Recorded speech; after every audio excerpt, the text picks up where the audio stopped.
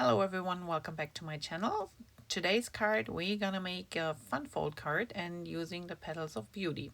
Now this stamp set is, you can stamp the flowers as I did in my sample there, or you can cut them out with just the base and the outlines. There are different leaves in there, so we're gonna use a stamped leaf and then a stamped flower. And as you can see here, there are multiple different dies in there. So there's big leaf dies, there is this outline die that coordinates with this one here that you can stamp on, or you can use it just bare with the outline. So let me show what I mean with this one here. Here you can see the flower, it's the base and the outline, and they do not fit together, but that's on purpose, which is really nice. And then the two leaves here that I used is this one, the dark brown, and then the other one, and they're both just cut in half because they're so long. And then this is a stamped leaf, so you can use them in any way, shape, or form, with stamping, without. It's a beautiful set, but I think the stamp set actually is sold out, but the dies were still available up until this morning when I checked, and they're in the last chance section. So if you're into some new flowers and some extra leaf dies, this is a really great set, and it's even on sale. But let's look at our card here. So this is the new in-color color called Hydrangea Hue from Stampin'Up, and the paper that I'm using is from the Bloom's Impression package, but this one is no longer available. And if you want to, you can use any other flower paper. So this is actually, the green one is the backside of another paper that was in this collection. But you could, for example, use the current Bloom's Boutique or something. And this is how the card opens, and I just see I forgot to doodle inside.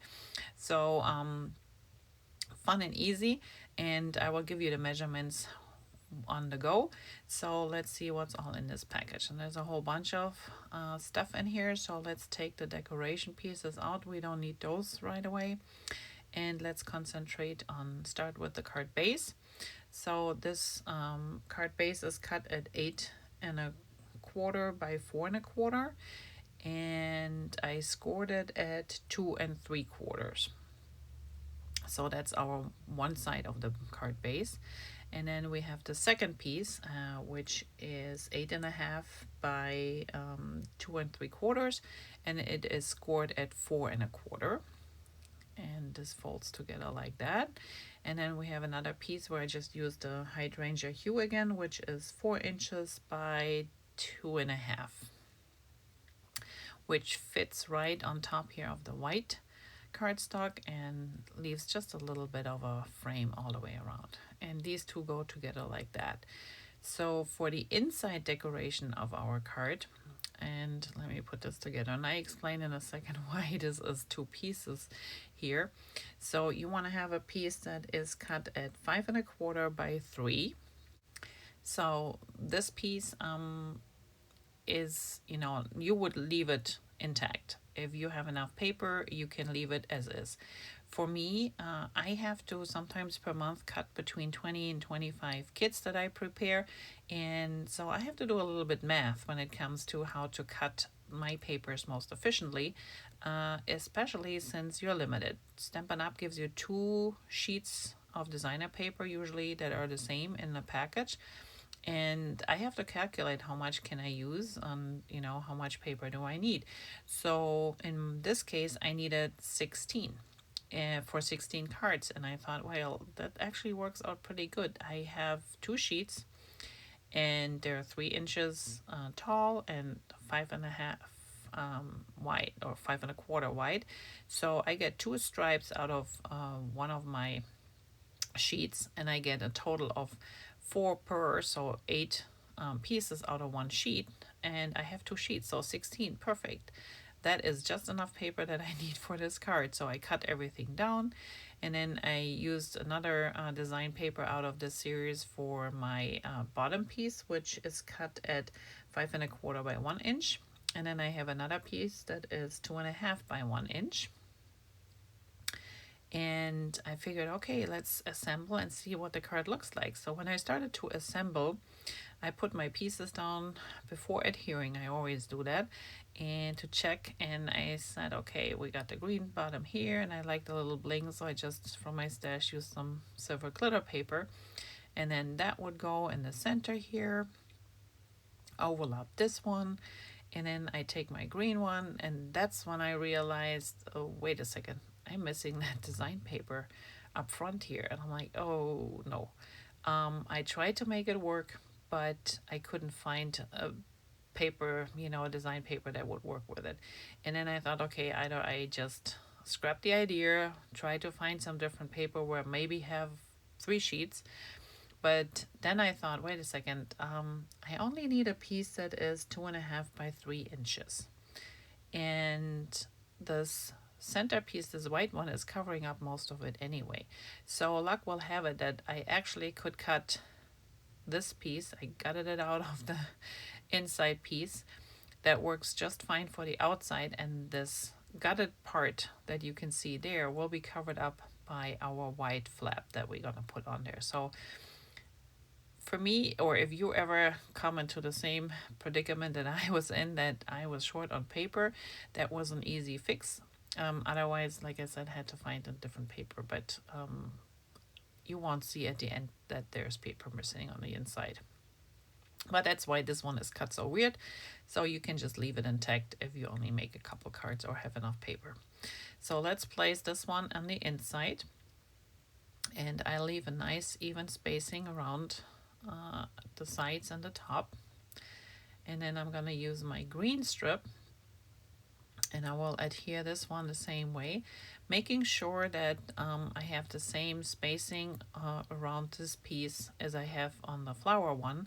And that means it could overlap my flowers a little bit or just butt up to them. That all depends on how accurate it's cut. So here I'm just making sure that I have an even spacing, and that looks good.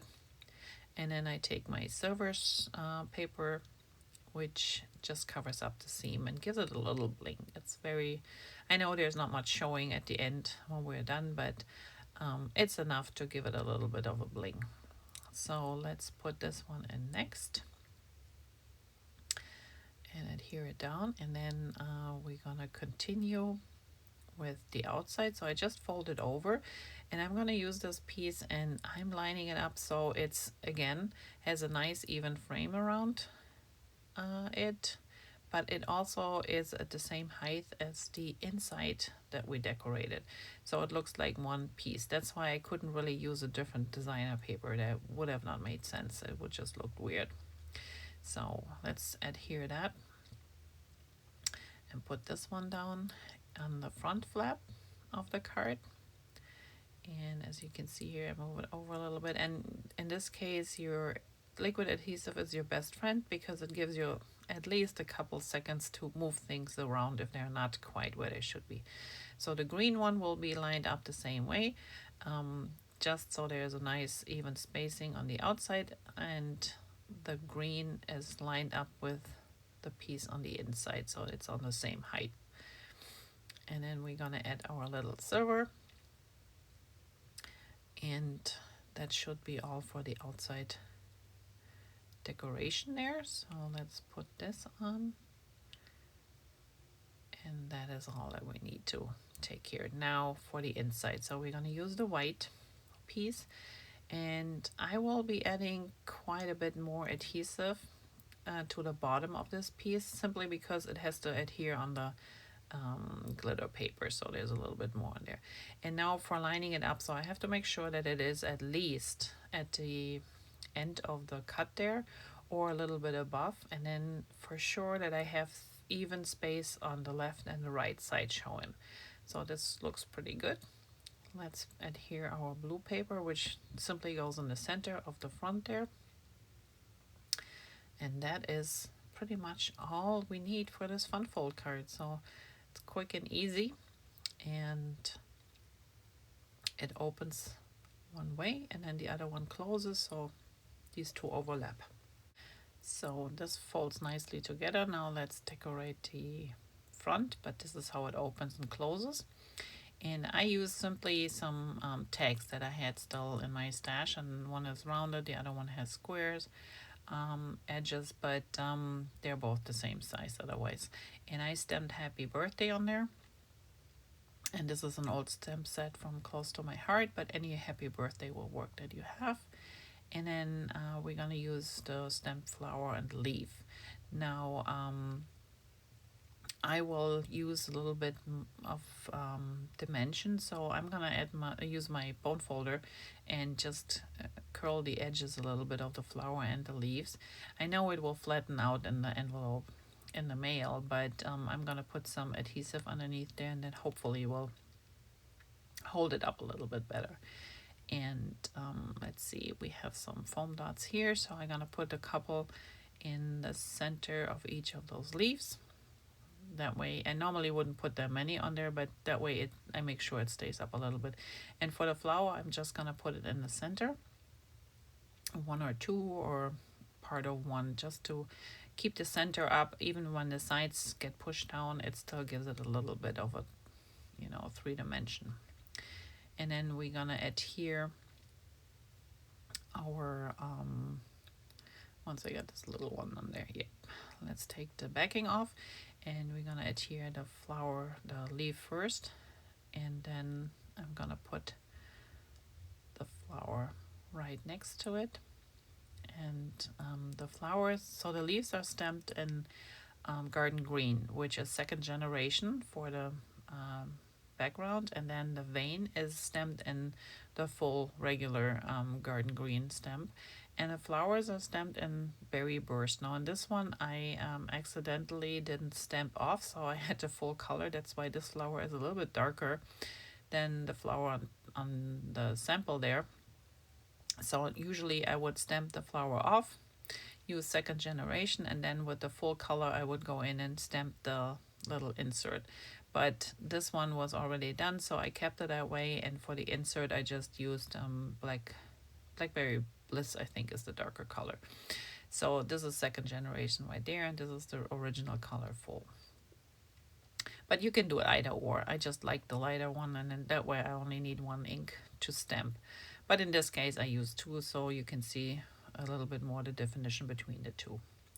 All right, and then all that's left is we're gonna put some dots on there, and these are for my stash again. I had a big package from Stamp Close to My Heart still laying around, and they fit perfectly with the colors in the card. So you can place them wherever you want. And there we have it. So this is our card. Fun fold, super easy to make. But now let's close this one first before it clogs up on me and dries up. And let's use a black pen and just do a little bit doodling around. And this will be the area where you're gonna write your sentiment. And you actually could add a gift card either on this side or on the flap side. Just adhere it if you wanna, you know, send a gift with your card. If you make these cards for like anniversaries or baby showers or you name it, that would be a perfect place to put. You can also put the gift card up front on the front part. And now I just gonna do 2 little loops here, like a little present, and some squiggly lines up and a couple dots, and we call this finished. So there's room to write, and then this is how it closes. Super easy. Let's do the doodles on this one too. So just some somewhat straight lines. I am not perfect in that, and every time I try to do a little bit wiggly lines, it comes out pretty straight, but that's okay. It's hand drawn, and there is no right or wrong way if yours is crooked. And if you're very insecure and don't want to risk using a black pen, use a pencil. Just don't push too hard, so you can always erase it if you don't like it. And I'm just gonna do another 2 loops and the little squiggly lines, and there we have it. So 2 super fun fold cards, quickly done. I hope you enjoyed this little tutorial and the fun fold card. Leave me a comment below what you think of the card. If you haven't already done so, please subscribe to my channel. I would appreciate it, and I will be back. I'm working on more cards and more layouts, so hope to see you back here soon. Have a great day, and till next time, bye bye.